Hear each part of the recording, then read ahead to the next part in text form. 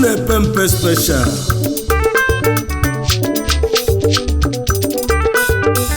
asị nene na-enwe ite ọgbanyụ ọkụ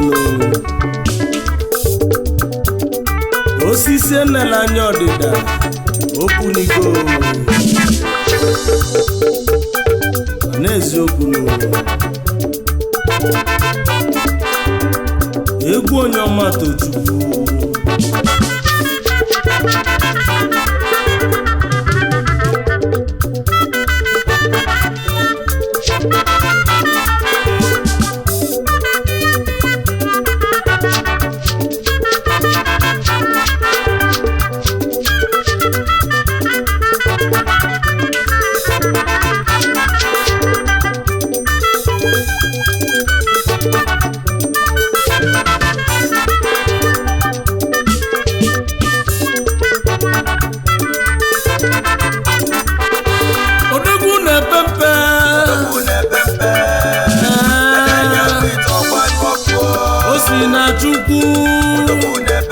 ike si na chukwu enene nwite ọgbanyụ ọkụ Chinemeze Dominic Obasi Odogwu abatago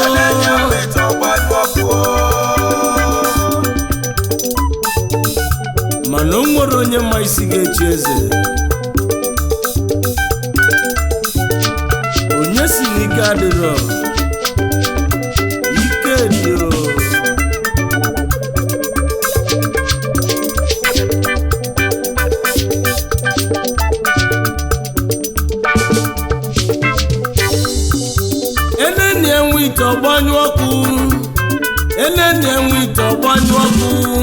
osisi nele anya ọdịda na-enya n'okwu n'igo n'ụwa odogwu na-epempe ọ bụrụ oge onyere na-eme n'ụwa n'ọkwa n'ife onye na-eme isi na isi iri abụ n'okwu ọnụ na-enwere isi ka isi na nwoke ibiere abụ n'okwu ọnụ mgbe agbara mara onye ga-emeri osisi nele anya ọdịda n'okwu n'igonu enene enwe ite ọgbanyụ ọkụ ege njisi na odogwu na-epempe n'ije n'ụwa Goloyati na David gbalụ mgba owekwelu na odogwu na-epempe ife David melu Goloyati owekwelu na odogwu na-epempe enene enwe ite ọgbanyụ ọkụ enwere isi kasi nwoke n'ibiere bụ n'okwu ọnụ odogwu na-epempe na Mumbai abatago Indian ụka na debili chukwu mmiri ka Obasi onye ọma enene enwe ite abatago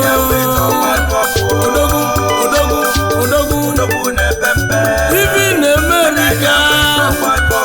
onye ọkpankuli ya dịlị m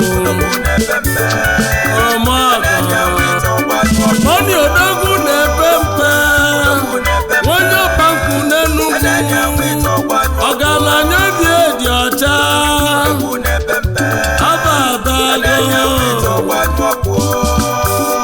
ite amala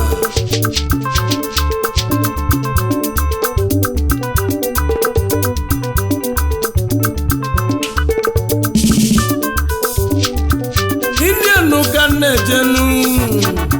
na Mumbai ọka na-abata onwere odogwu nchekwubelu wee jebenu onye ka nchekwube jebenu odogwu na-epempe eze ma abatanụ Chief Dominic Obasi onye ọma ofu nwa ọkpankwu jide ebube aka na-emere ọrụ odogwu ọgaranya na-eli ego na-enwe anwụle onume ekene yi odogwu Ifeomi melu n'ọkpankwu nya nwa ka anyị ji ekwu okwu odogwu na Mumbai odogwu na India odogwu n'ọkpankwu ọ na-bụ mmadụ kwakala aka n'enu ụwa o ụfọdụ asịzi ya n'ọgwọlọgwụ ego Dominic Obasi afụga akala aka o agala Chukwu nyere ihe ike iji aga o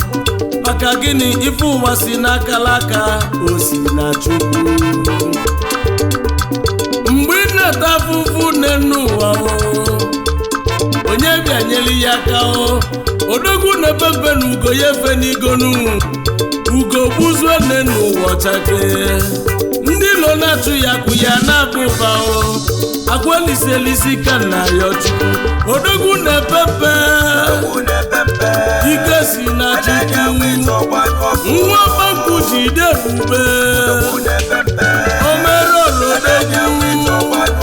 ọbata odogwu mana ọ bụ mụ bụ onye ọma Tochukwu na mmadụ nnụnụ Chukwu bi n'ọzara onye ndị mmụọ ozi na-agwa okwu Enugu ka nsi bịanụ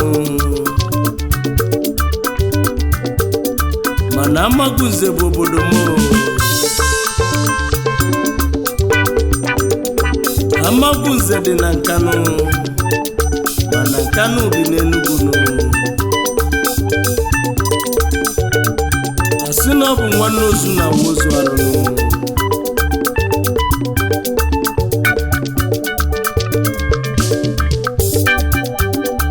anyị ekenezianụ Chief Dominic Obasi odogwu na-epe mpe na India baiki na jegide odogwu na-epe mpe na amambiribe ọpankụ anyị eriri gọọmenti Enugu steeti aka na-emere ọrụ maka na ọ bụrụ ka onye ra na-eme ama na ọ bụ onye mere maka na isi na isi ra bụ n'ọnụ enweghị isi ka isi n'ọnụ Dom Obasi n'isobili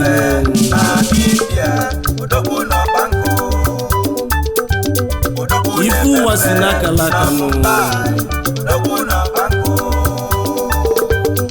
ọyọ nkwa amala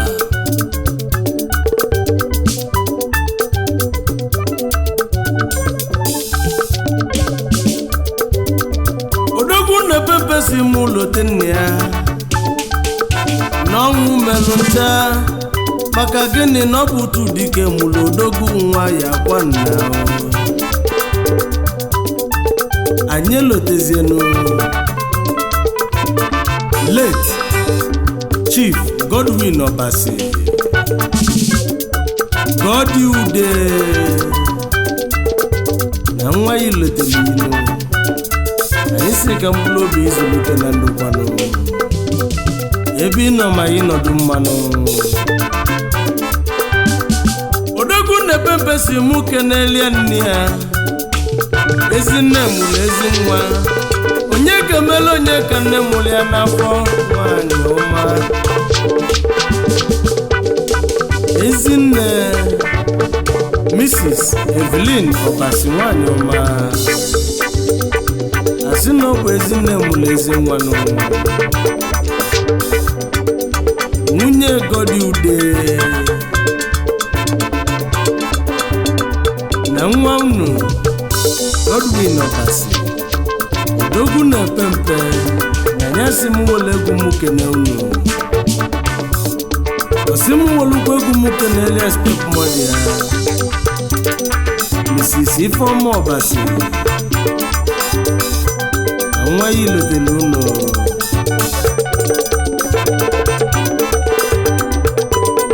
onye ọma Tochukwu na-ekwu okwu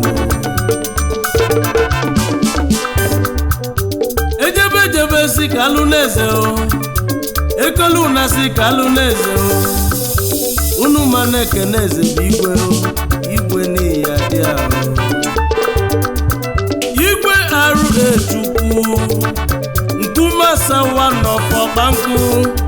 odogwu na-epepe si mụ kene yo Dominic Obasi anyị ekenezianụ His Royal Highness Igwe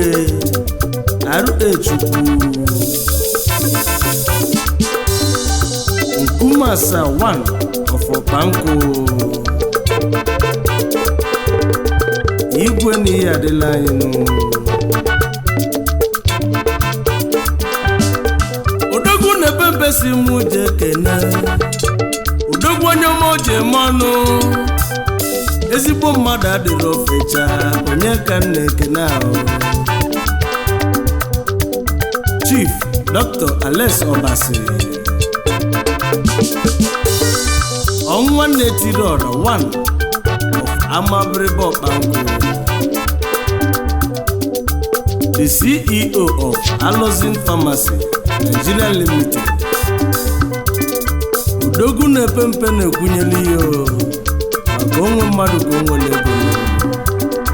ịnọkwu ya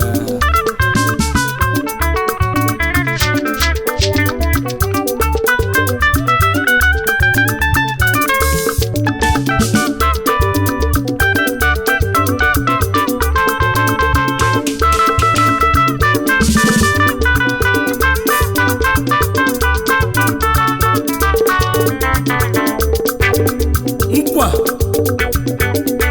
emekata anya yolia na-egbu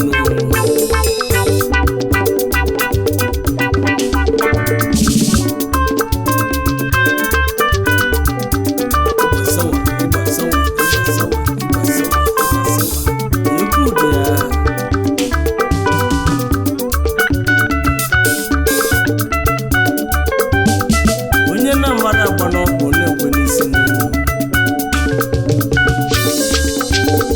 egwu onye ọma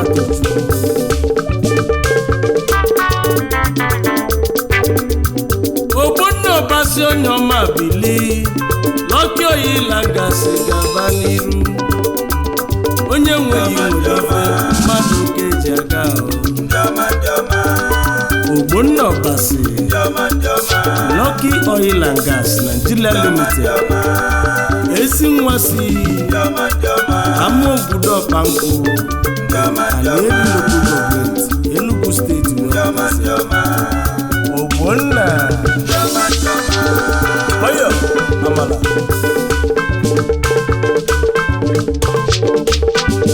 Eldokoli Manel Odogwu the elder statesman Onyoma Lucky Oyilaga Odogwu Nigeria Limited Elder Okolo Emmanuel the elder statesman Lucky Oyilaga Nigeria Limited ezi nwa si Amabu Banko in Anaeri Local Government Enugu State Mumbai kina jebililo Anje kene na alụsị ego na-ekpofu odogwu Joseph Nama na alụsị ego na Malaysia omenka afọ n'anya n'ụwa Oni alụsị ego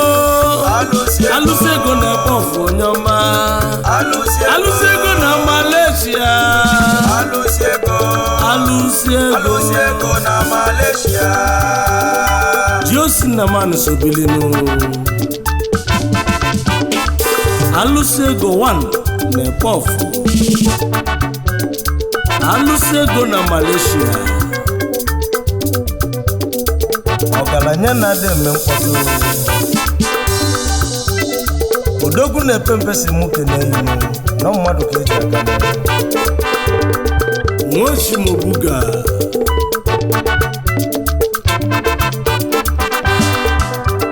DJ Funky Odogwu the Magic Finger anyị ekenezianụ DJ Funky the Magic Finger na Mumbai ezi nwa si amagwu Banko asị na nwanne ozu na wozu anya odogwu na-epe mpe na-ekene anyị ekenezianụ Chukwu Nelson nkenke enyi na-achọ igwe enyi ọsọ one of Amabiribo Ọkpanka onye ọma na Mumbai India nke na jebilinu ọya abalị yo agabodumobi abataziara OGB Towas na ezigbo nwunye ibu lọlọ Amaka anya o kwesịrị eze nwanyị ijele odumodu ndị ọma si Enugu Ngwo Udi local government ọya abalị ụlọ onye nna kpọrọ afa bika nwana m ụlanụ nke onye tinyezelunu na mmadụ ebikanụ ọya amala odogwu na-epe mpe ọbatago ọma ọbasi odogwu